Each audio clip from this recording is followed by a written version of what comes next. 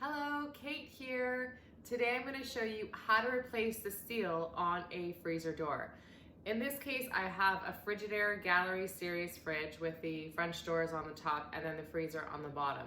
And over the last couple months, I've had some leaking happening out of the freezer. I wasn't really sure what the issue was. Did a little bit of research just to see if I could find the parts online and fix it myself. And I'm thinking that the solution might be to replace the seal.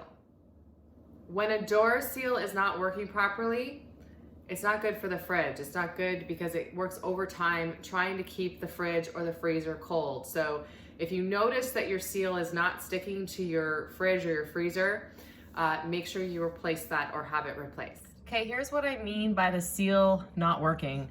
You can see here, it's not even sticking to the fridge. It's almost like the magnetism is gone. Okay, the first step here is to take out the old seal. Now this isn't that difficult to do. You literally just pull it right out here, all the way around. Oh, that is stuck in there. I do suggest too, maybe while you have the seal off, just clean it a bit because stuff always falls down, you know? Better to have a clean fridge than not. So take that old seal off, okay? I just wanna show you this one thing. I think my assessment is accurate because I've got water streaming out of the old seal. Okay, here is the new seal. I'll put a link to where I bought it if you're in Canada because they were pretty awesome. So I'm just looping it underneath the freezer. And then you see how in this corner here you've got that pocket and you got the edge right here. You just push it right in and you're just gonna edge it.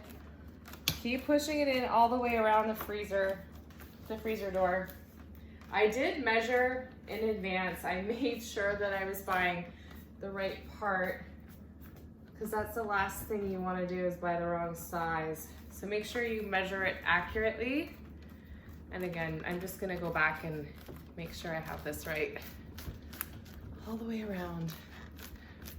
You get the idea. I'll show you at the end.